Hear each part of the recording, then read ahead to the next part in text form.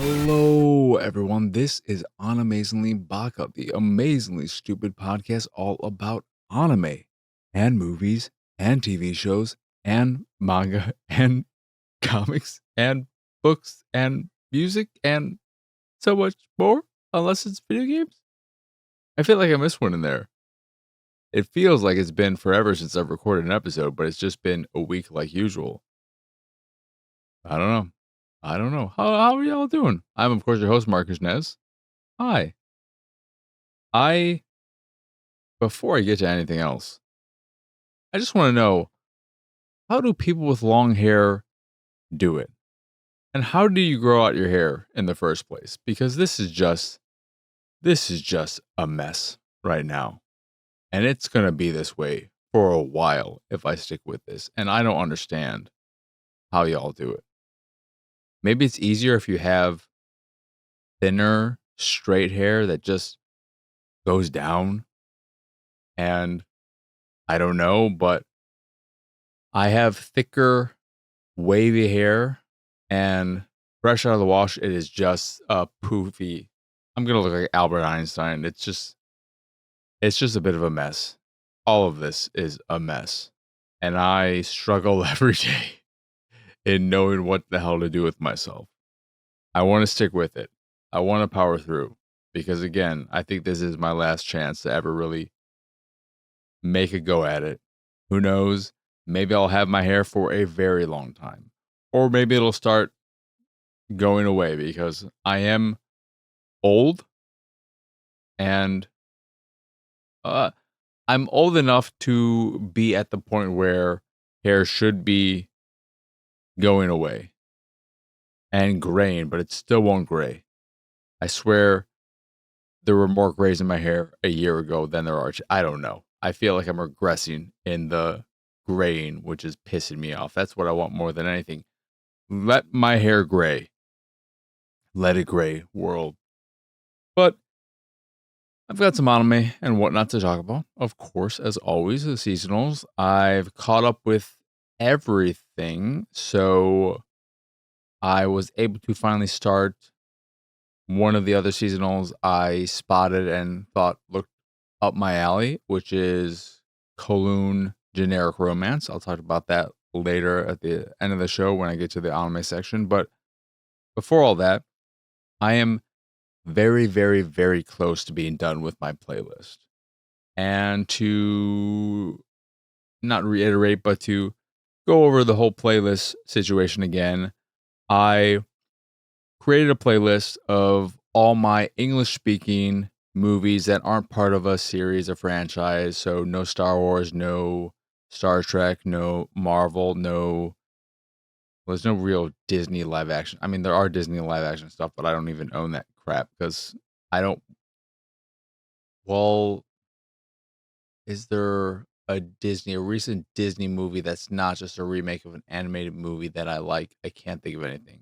But older stuff like George of the Jungle, Cool Runnings, yeah, I love that stuff, and I still have that. But no series like to continue down that line, Lethal Weapon, Die Hard, so on and so forth. None of that, because even if I may think one of those movies is on the weaker side, a perfect example would be Jurassic Park.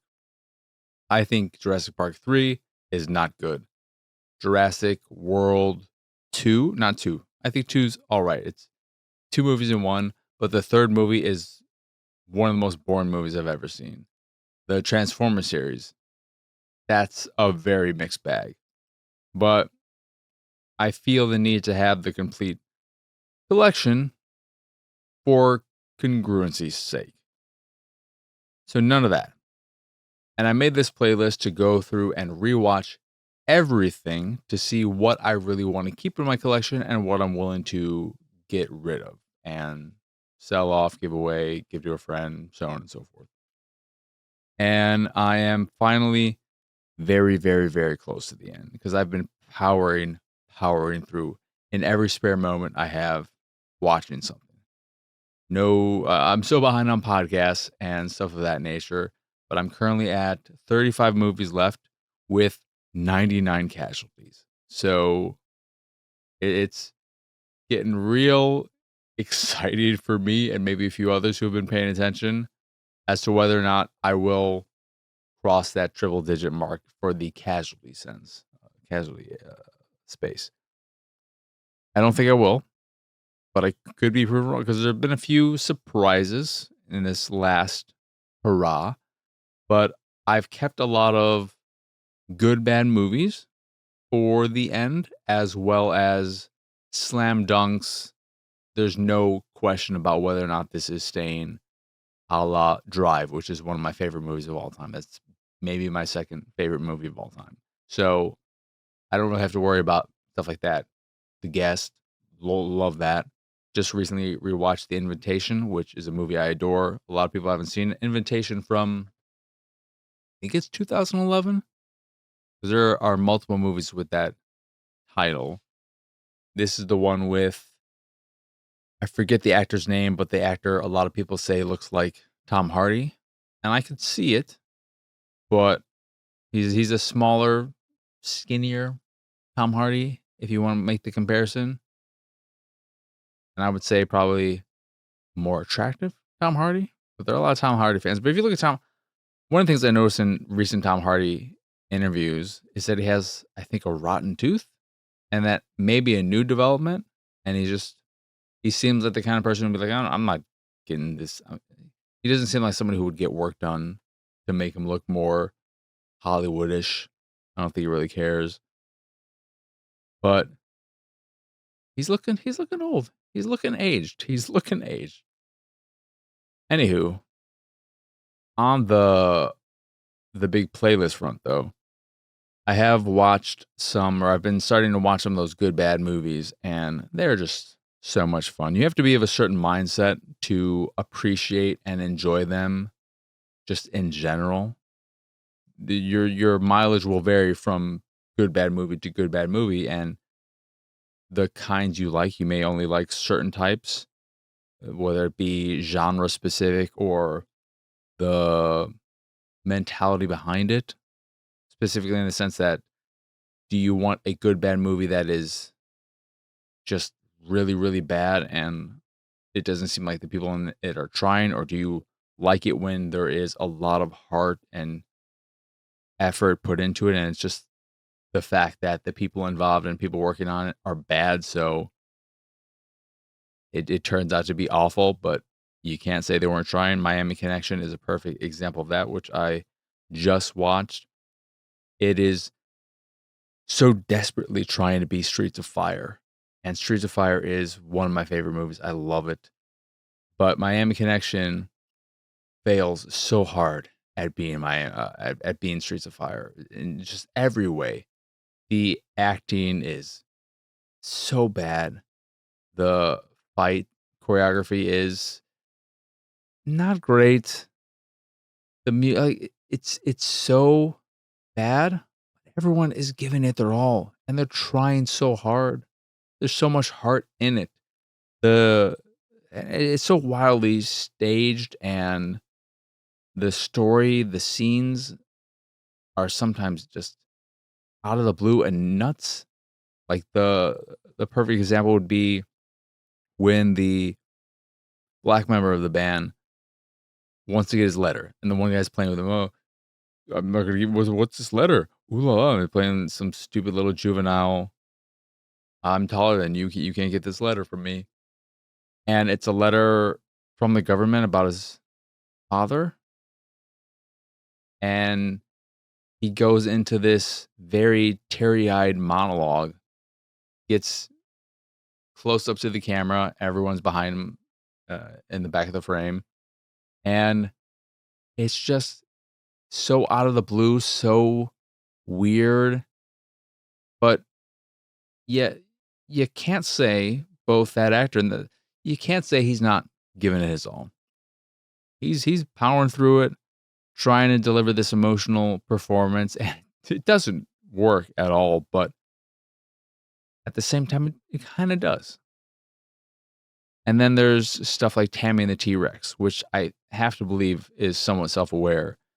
It is, if you're unaware of Tammy the T-Rex, it has to be one of, if not, uh, they could have probably done some stuff beforehand, but it's one of the earliest roles projects for both Paul Walker and Denise Richards. It's an insane movie where it opens up with Paul Walker. It's a high school aged story. So Paul Walker is, I believe, the jock. Yeah, it's just very crucial to this opening scene. But he's the jock. Denise Richards, I don't know if she's a cheerleader or she's just part of this dance group, but they're kind of into each other. But Denise Richards is with this thug at the school who is the least intimidating thug guy I've ever seen. But they get into a fight early on, the thug and Paul Walker, and it ends in a dick grabbing contest where they both grab onto each other's junk and neither are letting go. And then the security shows up or a cop show up and they're like, oh, we got a testicular standoff right here. Who's going to let go first? And after the whole thing where they seem to both be writhing in pain, you find out that Paul Walker was fine the whole time because he was wearing a cup. And how that dude could grab his junk and not realize he was just grabbing a cup. Don't know how that works out, but sure. But then they, I think, knock him out and kidnap him later, a bit later in the movie, drop him off at this enclosure with some animals. He gets attacked, ends up in a coma. And then the scientist who you've seen has this T-Rex, but it's kind of computer AI controlled.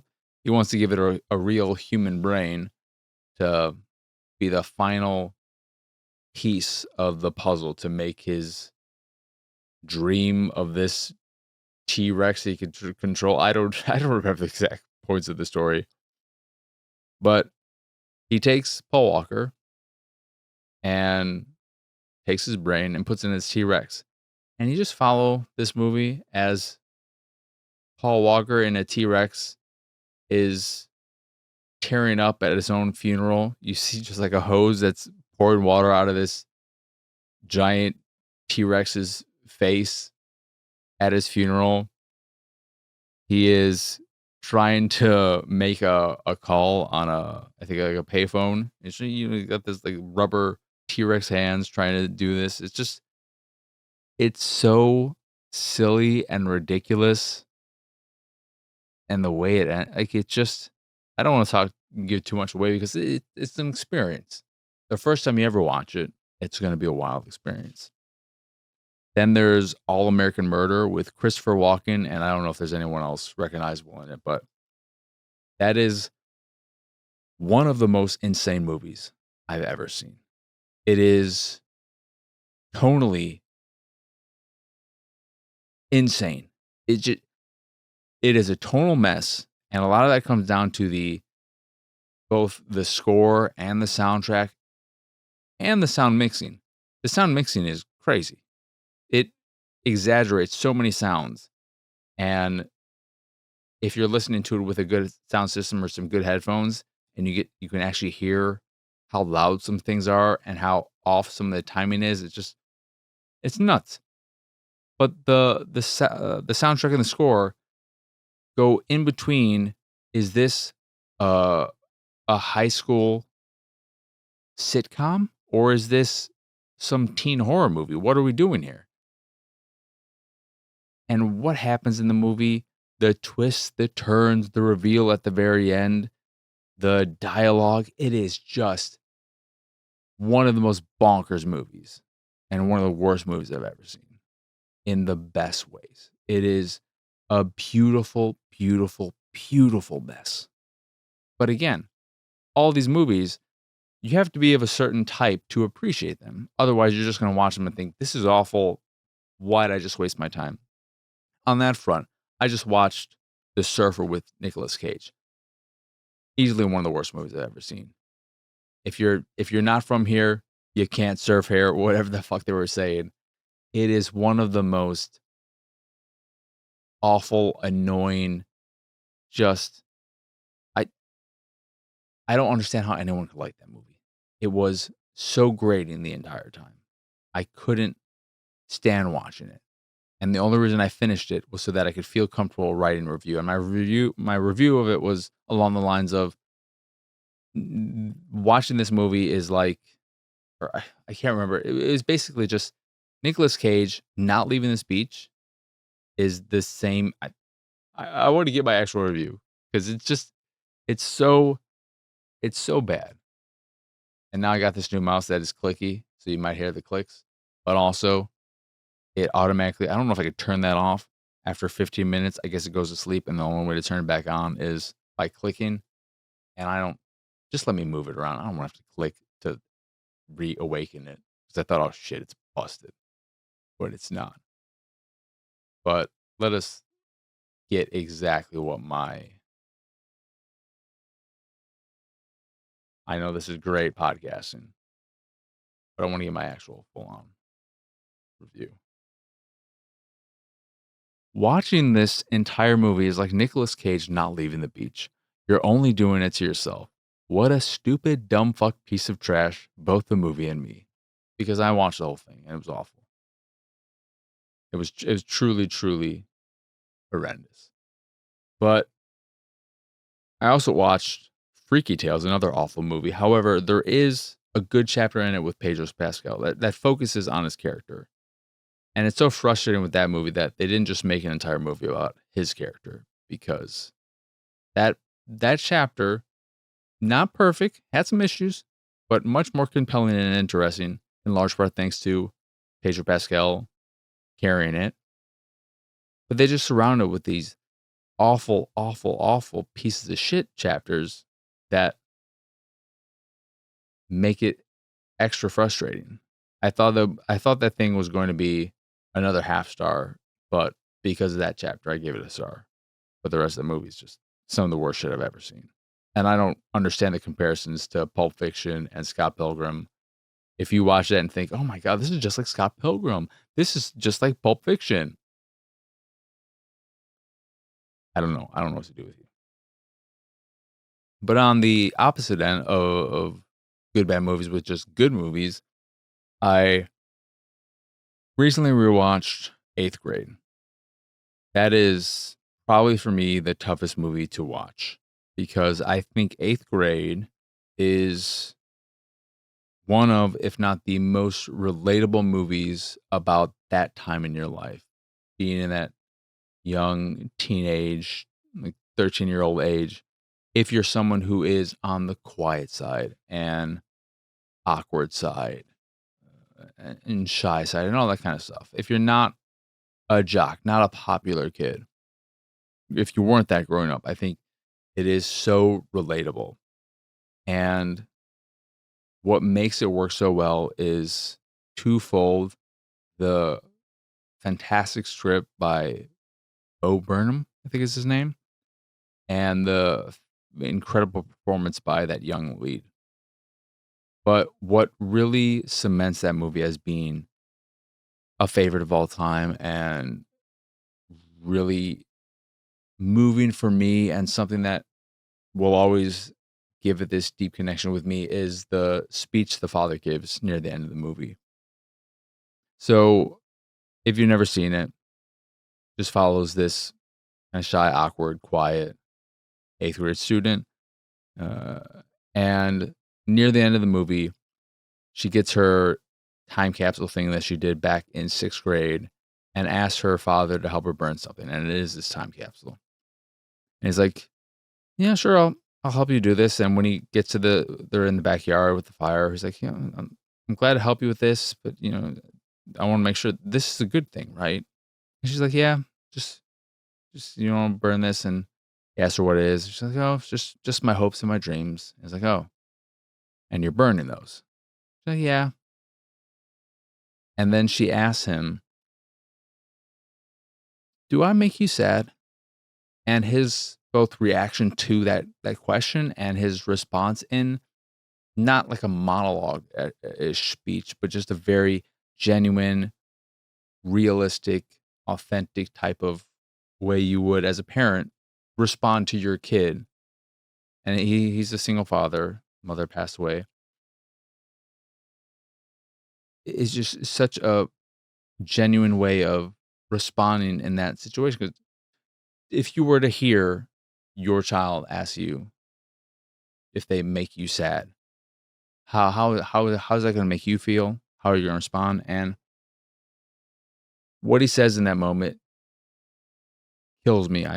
I die watching that movie during multiple scenes.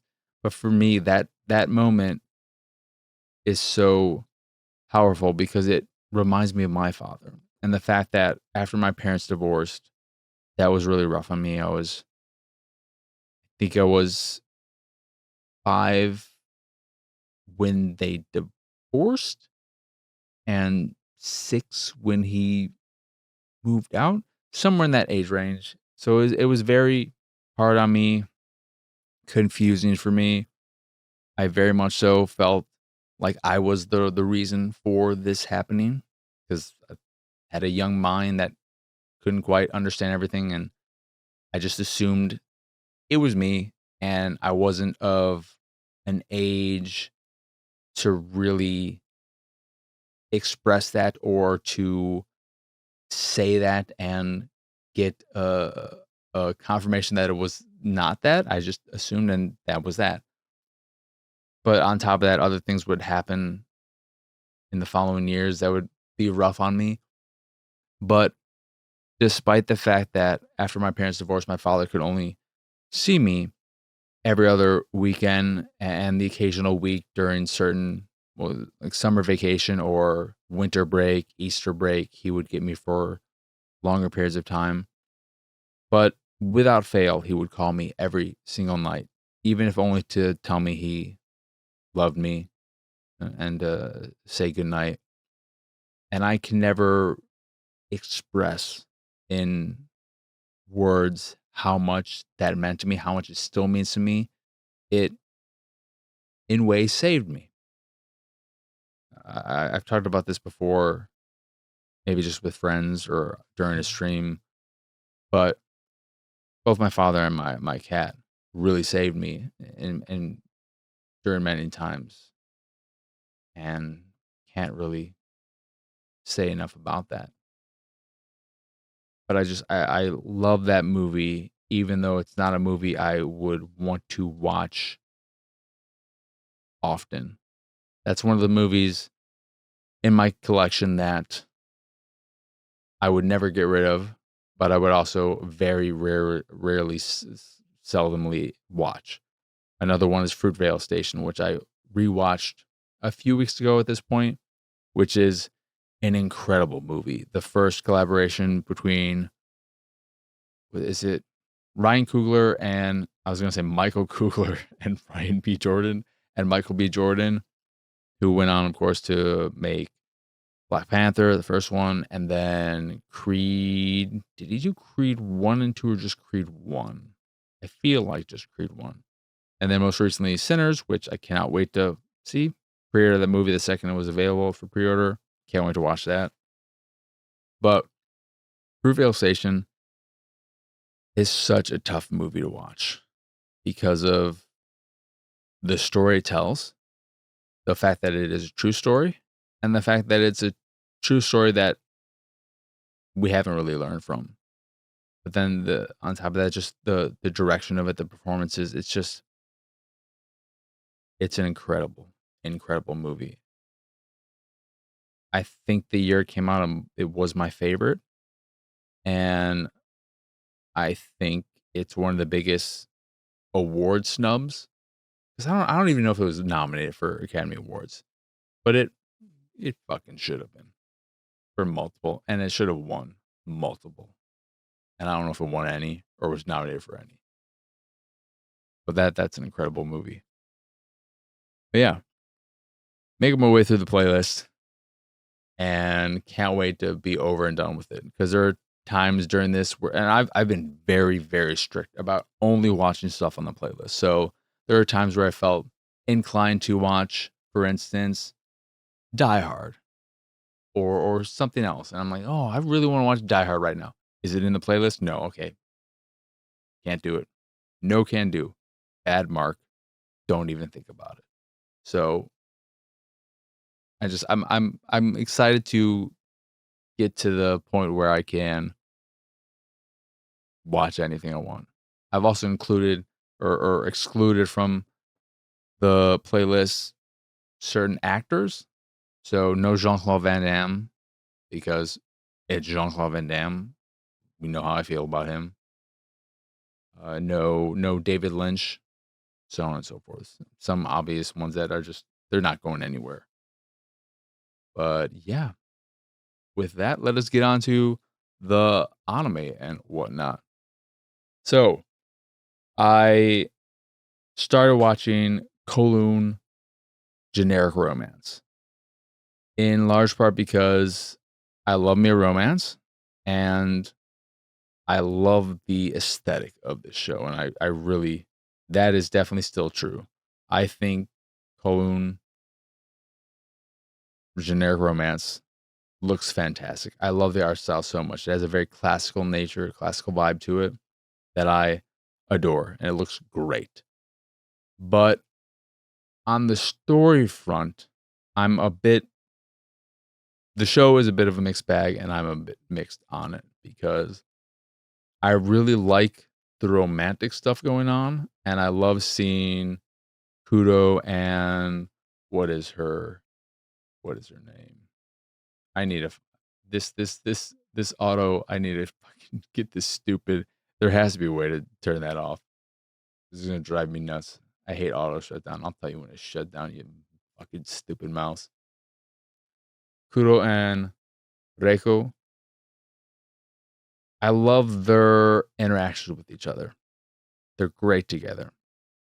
But you then have this whole mystery going on because the whole shtick of the show is that there is this kind of walled off, rundown, slummy area of the city that was destroyed, and then they brought. I'm a little confused on the situation. I think they brought it back for real and then destroy that again. And then this current one is the third iteration, kind of. Because what is going on right now is that the reality of this area, this Kowloon walled city, is that it is a not a disaster space, not a rundown rebels rubbles. It is It's no more, but there are certain people who can still see a city there, and then there's certain people who don't see anything there. And there is this is it a device in the sky, a facility in the sky? There's this thing in the sky, and there's this technology that can prevent there's a lot of shit going on, but the core mystery of this whole Colon city is that some people can see it, some people can. The residents of the majority of the residents of the city, they exist there. They don't exist anywhere else. And there are doubles. And the mystery element of it both intrigues me and then loses me. I don't love the main antagonist, Miyuki. I don't like the fact that, and I don't like this in any kind of antagonist. I don't like it when they really have to exaggerate someone's evilness, creepiness by making them serpent-like, lizard-like. Dude has a straight up lizard snake tongue. And when he kisses Reiko in, I think, the third episode, it's so gross. And why? I hate tongue shit in anime to show characters evil / creepy. I just hate it. You don't need to lick people. You don't need to do this weirdo snake kiss. Like, it fucking show me the character's evil through their actions instead of just by having them look like a fucking snake. All right? Be better. It just drives me. It just feels like the cheapest, laziest way of showing that someone is not a good character. Like, oh, great, look at him. Look at this fucking weirdo tongue. Oh, he's gonna start licking. He's just gonna lick the air. Like, does that fucking make me? It's just fucking stupid. I hate it. But I'm going back and forth with the show because, again, I like it's toned down some of that weirdness too. But I like the character interactions, not just Reiku and Kudo, but other characters as well. Even Miyuki, his interactions with Tao are intriguing. I'm curious about I'm the mystery is something I'm curious about because it is kind of interesting to have this city that is nothing but a maybe it says in here the word I'm looking for. Dystopian. No, it's dystopian is not what I want. But you have this city that is there but isn't. Some people can see it, and I'm not even sure how many people are quote unquote real people because you have Tao, you have Kudo, who's a real. He's a first version because there are these copies, and the copies can't be in the same space either because uh, what is it? Miyuki at one point to test things out tries to when he has one of the versions at his place invites the other version, which may be the original one, over, and then when he crosses a certain path, the one just disappears. So there is a bit of a maybe time travel kind of thing where two of the same person can't occupy the same space. And if that happens, the original stays and the copy disappears. That could be going on. But I'm not sure how many of the residents of this current invisible, not real version of Kowloon are real people themselves. Because we know Kudo is, Tao, and Ryuki, or Miyuki. I keep wanting to call him Ryuki. There's also Yame, who is this daughter of a famous actress, and she got a bunch of plastic surgery done to make her not look so much like her mother, to give her her own sense of self and identity.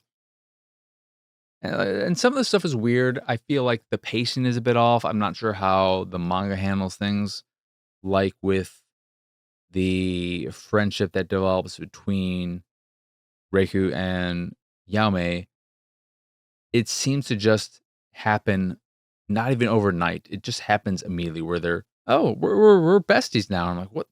How did they get from not knowing each other?" Because she was making a bunch of noise, and she got noise complaints from one of her tenants because she works at a real estate agent, Reiku, and Yame was making fucking dolls or some shit. I don't know what she was doing, but they meet that way and then are immediately just besties. And I don't know how we got from point A to point B. So there's some pacing issues here where I feel like they've potentially cut out some stuff that I would feel like is a little bit important, but I, I'm I'm unsure about the show. I'm currently sitting at a 6 out of 10 for it because there are things I really like about it, not just the art, but some of the character dynamics in general. I like just seeing characters play off each other, but then the mystery I'm intrigued by, but I'm also it's something I hope can really find its footing by the end of the season. Not sure if we'll get another season, but I'm intrigued by it.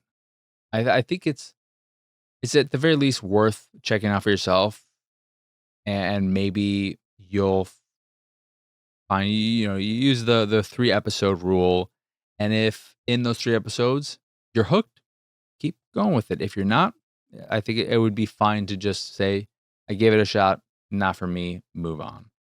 But I do think it's got potential.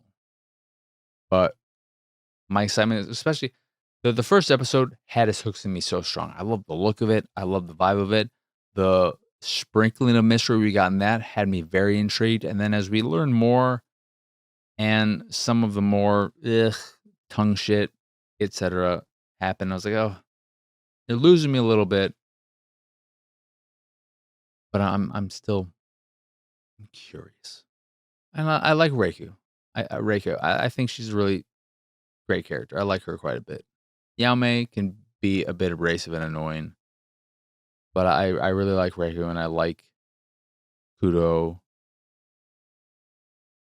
It's it's interesting. It's interesting. It's worth. I think it's definitely worth giving the 3 episode rule to, giving it to that. Outside of that, everything else pretty all right. Windbreaker, we're definitely at the end of the season where we're just kind of finishing up what this season's arc was and getting prepared for what the next season will entail, which is this character who we've finally been introduced to with all the tattoos, who is very capable. He is able to just brush off all these attacks from multiple strong, very strong opponents like it's nothing. So he is going to be hopefully a very fun antagonist for the 3rd season. And I think people who are probably let down by this season for having a fair amount of downtime and also maybe following a character that they didn't love, really focusing on him. I think the following season should be a much more fun arc with hopefully some really good fights in it. I enjoyed this season quite a lot.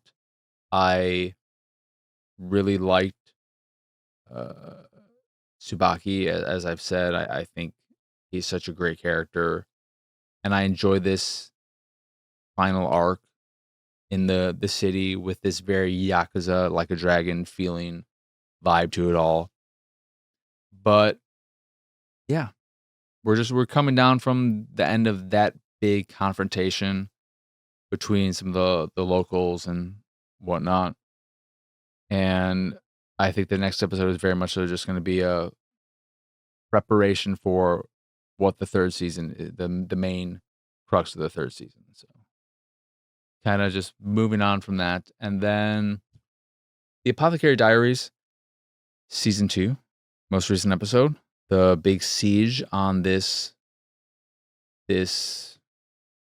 not castle, what I'm looking for, the term, but the siege on this stronghold.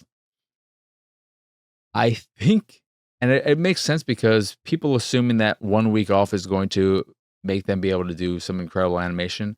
I feel like people are going to be let down by the siege in terms of the animation and all of that, because there was a lot of just still frame stuff, action lines to indicate, oh, shit's going on. But it wasn't a very animation heavy siege, and that may let some people down. But in terms of what we get from a story standpoint, it was a really strong episode. I I don't want to, but the thing is, I do feel like I haven't looked into how people have reacted to it. I do feel like the animation quality of the episode is going to end up overtaking any kind of story discussion there because I think people are going to be fairly let down by it, unless I'm wrong on that sense, which would be fine, great for me. But you have I, it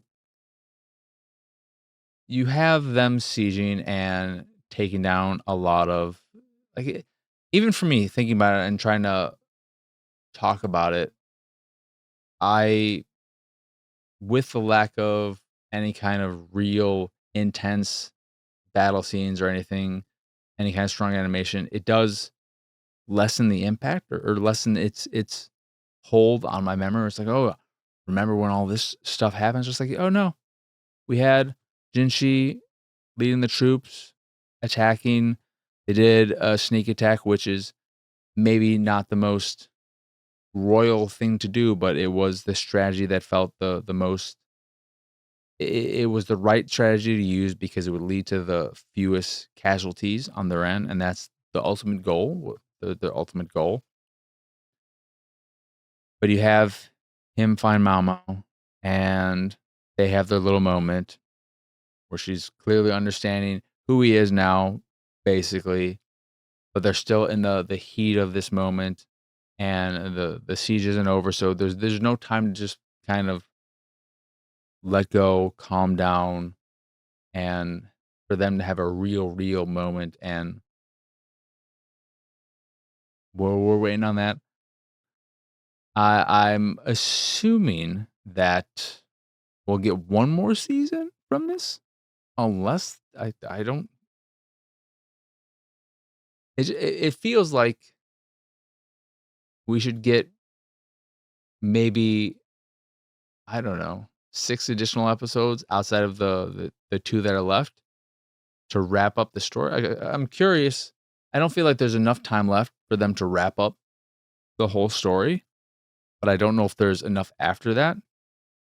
Because I don't know where the story's gonna go after this.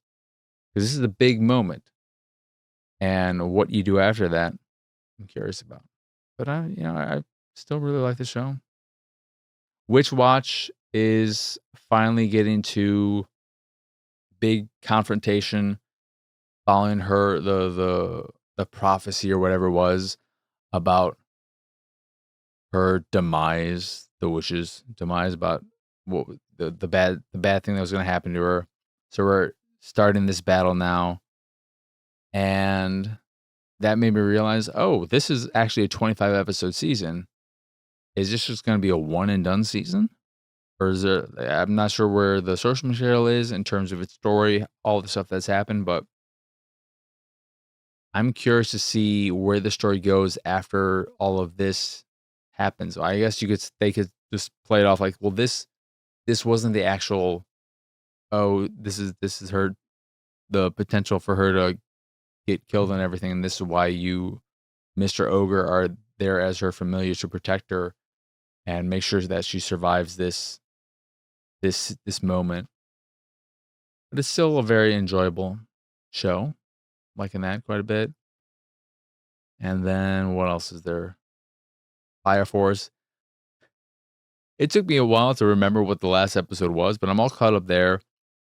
And the only thing I really want to bring up, so this last episode was just them fighting this giant infernal mecha thing. But what it did bring us is the return of Juggernaut. And it reminded me that I've forgotten multiple times to talk about this. What the fuck is Juggernaut's deal? I don't understand how he works. I know during the one fight, he lost a leg and an arm. But during that fight, there are multiple times where part of his suit is blown away and then it regenerates and he's fine because I believe he's, in actuality, very tall but also very slim. How does he work? How does the suit work?